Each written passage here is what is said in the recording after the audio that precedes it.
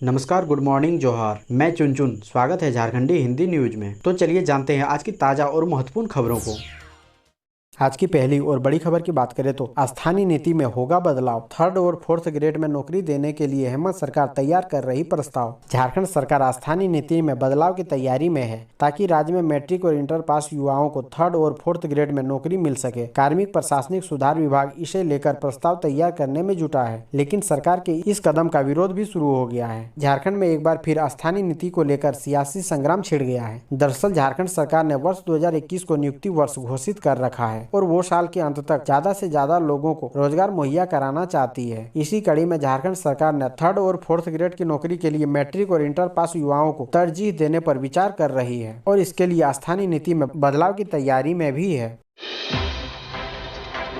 अगली बड़ी खबर की बात करें तो कोडरमा डीडीसी ने कहा 284 एकड़ भूमि में लगाए जाएंगे 31,000 फलदार पौधे। ग्रामीण इलाकों में मनरेगा के तहत बागवानी योजना किसानों की तरक्की का द्वार खोलेगा। इस वर्ष किसानों के निजी 240 एकड़ भूमि में 31,000 फलदार पौधे लगाए जाएंगे, जिसमें मुख्यतः आम होगा। वहीं करीब 22,000 इमारती पौधे भी इसी भूमि में लगाए जाएंगे। किसानों की प्रति भूमि में इस योजना का लाभ देकर उन्हें आर्थिक रूप से सशक्त बनाने का प्रयास है। अगले 3 वर्षों में फल बागवानी से किसानों को आय वृद्धि भी शुरू हो जाएगी। डीडीसी लोकेश मिश्रा ने बताया कि योजना का लाभ ससमय मिले, इसके लिए प्रखंड के अधिकारियों को दिशा निर्देश दिया गया है।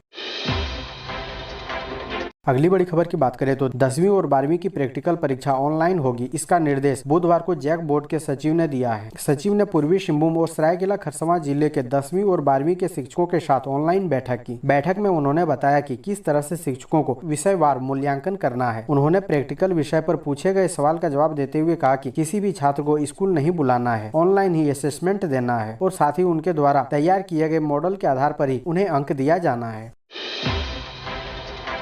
अगली बड़ी खबर की बात करें तो जमशेदपुर के सिद्धगोड़ा में नाबालिग नौकरानी से दुष्कर्म, ऑटो चालक पर प्राथमिकी। सिद्धगोड़ा थाना में नाबालिग नौकरानी के साथ दुष्कर्म किए जाने का मामला सामने आया है। मामले में नाबालिग की शिकायत पर सिद्धगोड़ा बागुन हाथू डी ब्लॉक निवासी विनय दत्ता के खिलाफ पॉक्सो एक्ट के तहत दुष्कर्म की प्राथमिकी दर्ज की गई है। आरोपी ऑटो चालक है। घटना की जानकारी पर स्थानीय लोगों ने चालक को पकड़कर पुलिस को सौंप दिया था। हालांकि चालक ने कहा जो आरोप लगाए गए हैं वह गलत है, पुलिस मेडिकल जाँच करा ले। नाबालिग ने बताया आरोपित ने 4 जुलाई को अपने घर में दुष्कर्म किया। चालक ने बताया लॉकडाउन के कारण कमाई कम होने के काम से नौकरानी को हटा दिया था, इस कारण उस पर गलत आरोप लगाए जा रहे हैं।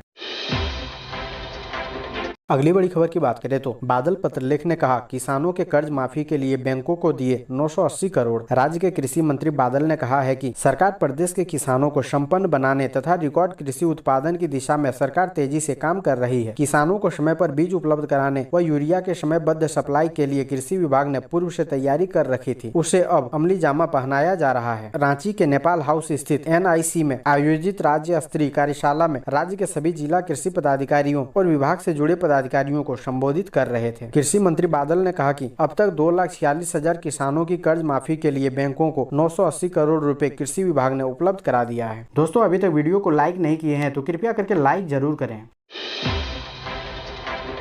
अगली बड़ी खबर की बात करें तो कोरोना की तीसरी लहर से निपटने की तैयारी। ICU व इमरजेंसी केयर के लिए झारखंड में अब तक 18,521 को किया जा चुका है प्रशिक्षित। कोरोना की संभावित तीसरी लहर और झारखंड में बढ़ते कोविड-19 के मामलों से निपटने के लिए स्वास्थ्य विभाग एवं राष्ट्रीय स्वास्थ्य मिशन स्वास्थ्य सुविधाओं की बुनियादी ढांचे और उपचार सुविधाओं को मजबूत करने के साथ साथ राज्य में अपने चिकित्सा, पैरामेडिकल स्टाफ और ANM सहिया के कार्यबल को बढ़ाने के लिए लगातार प्रशिक्षण दे रहा है। अभी तक राज्य स्तर से कुल 18,521 सेवा दाताओं को प्रशिक्षण दिया जा चुका है। इनमें राज्य के चिकित्सक और paramedical staff, community health officers शामिल है। कोविड-19 को देखते हुए और कोविड-19 के नियमों का पालन करते हुए ऑनलाइन और ऑफलाइन दोनों तरीके से प्रशिक्षण दिया जा रहा है।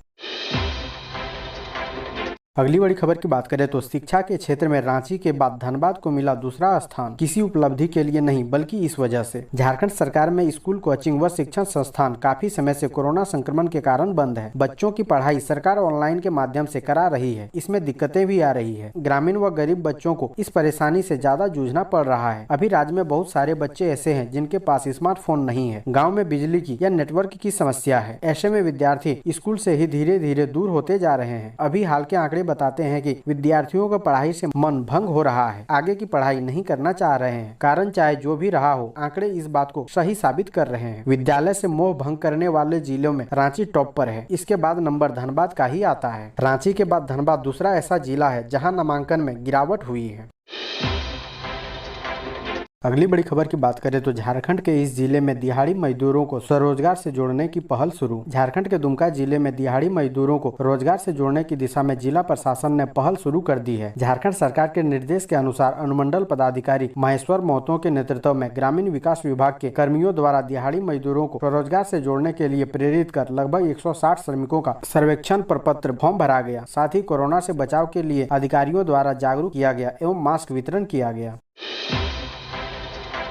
अगली बड़ी खबर की बात करें तो झारखंड में वैक्सीनेशन का आंकड़ा 75 लाख के पार। झारखंड में वैक्सीन की कमी के बीच कोरोना टीकाकरण का आंकड़ा 75 लाख के पार हो गया है। इसमें गुरुवार को शाम तक 20,000 लोगों का टीकाकरण भी शामिल है। अब तक यहां 62,98,095 लोगों को पहली डोज तथा 12,47,202 लोगों को दूसरी डोज का टीका लग चुका है। हालांकि कुछ आबादी की बात करें तो यहाँ कुल आबादी के 16.8% को पहली डोज तथा 3.3% को दोनों डोज का टीका लग गया है।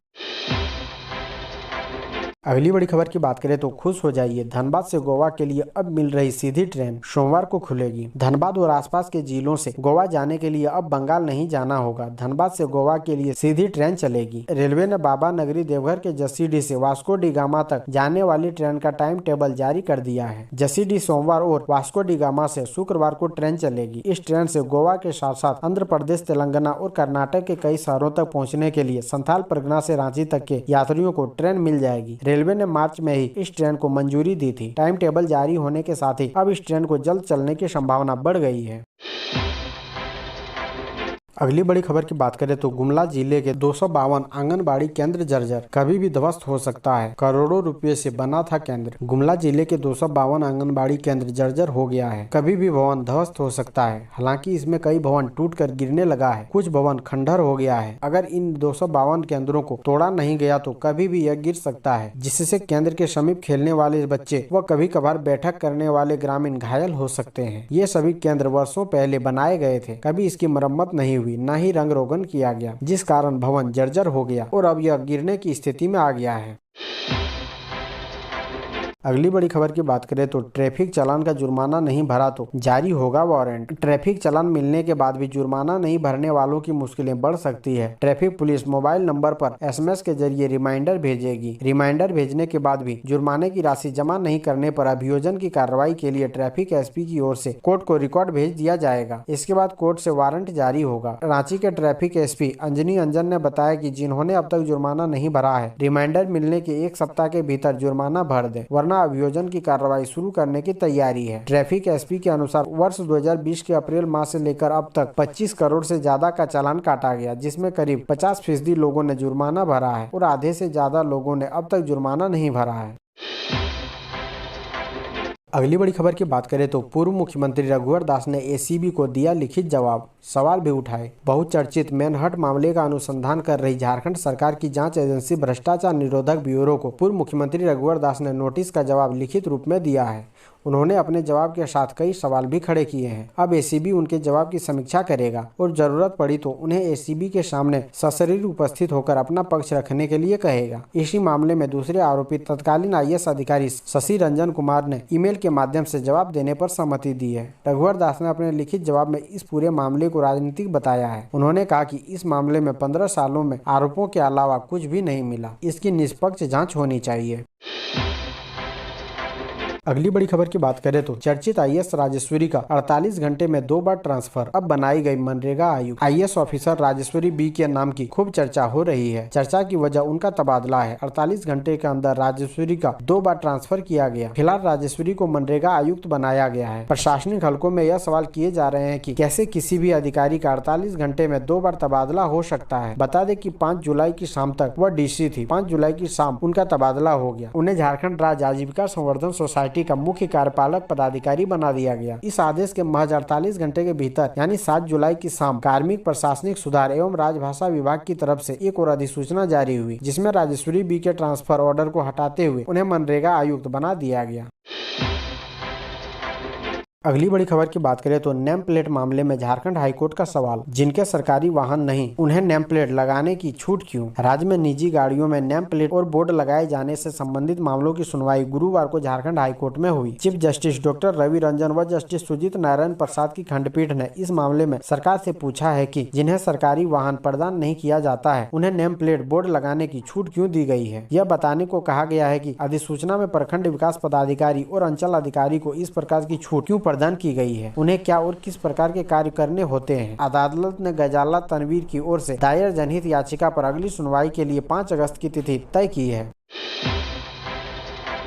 अगली बड़ी खबर की बात करें तो रांची में ट्रैफिक नियमों के उल्लंघन पर अब ऑन स्पॉट जब्त होगा ड्राइविंग लाइसेंस। रांची के ट्रैफिक पुलिस अब ऑन स्पॉट ड्राइविंग लाइसेंस जब्त करेगी। इसके लिए तैयारी पूरी कर ली गई है। यह प्रक्रिया जल्द ही शुरू कर दी जाएगी। सभी ट्रैफिक पोस्ट पर नए field traffic violation recorder device दे दिया गया है। हालांकि इसके ट्रायल रन भी किया जाना है। ट्रैफिक एसपी की ओर से सभी ट्रैफिक पोस्ट पर यह डिवाइस उपलब्ध करवा दिया है। इस डिवाइस के जरिए ट्रैफिक नियम तोड़ने के दौरान traffic police on spot DL जब्त कर डिवाइस से एक जब्ती रसीद प्रिंट कर नियम तोड़ने वालों को दिया जाएगा। इसके बाद जब्त लाइसेंस को सस्पेंड करने की प्रक्रिया के लिए भेजा जाएगा। ऐसे ही महत्वपूर्ण खबरों को जानने के लिए हमारे चैनल को सब्सक्राइब जरूर करें। अब हमें दीजिए इजाजत, मिलते हैं अन्य महत्वपूर्ण खबरों के साथ। धन्यवाद।